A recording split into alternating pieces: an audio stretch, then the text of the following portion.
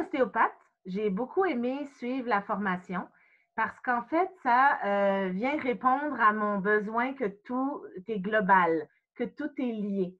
Dans le sens où moi, en ostéo, je vais venir travailler avec les gens pour venir remobiliser des structures qui bougent moins bien pour que leur corps, dans la globalité, soit libre de bouger et de faire tout ce qu'ils ont besoin de faire au mieux pour être en santé.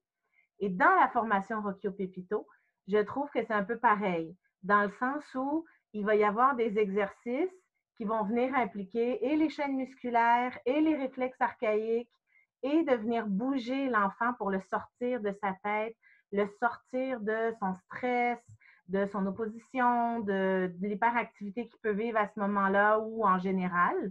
Et ça va permettre finalement à l'enfant ou à l'adulte d'ailleurs, hein, parce que ça marche aussi, de venir se recentrer et puis d'être plus confortable dans son corps. Finalement, de se rendre compte que les, les, les agissements de l'enfant, que ce soit au niveau de l'opposition, du stress, de trop bouger, d'être désordonné, de figer, ben, en fait, l'enfant, il n'a pas le choix.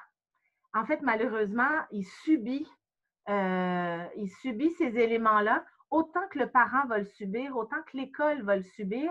Et en fait, ça devient un énorme poids dans la relation parce qu'il ne peut pas faire autrement. Il est coincé là-dedans, en fait.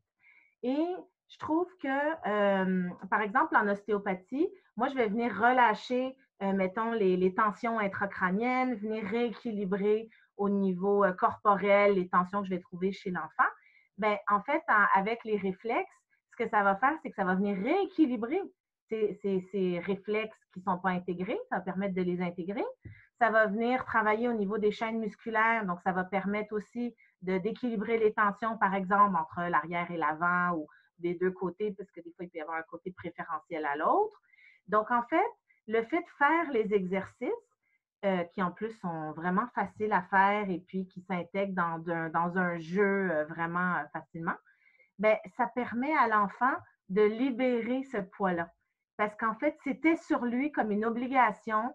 Le parent se sent mal parce qu'il se dit qu'est-ce que j'ai fait, qu'est-ce que j'ai pas fait, qu'est-ce que je dois faire, alors qu'au final, c'est pas la faute de l'enfant, c'est pas la faute du parent, c'est pas la faute du prof à l'école non plus qui est pas capable de le tenir. C'est que les réflexes sont pas intégrés et que ça va amener des réactions au niveau de certains défis.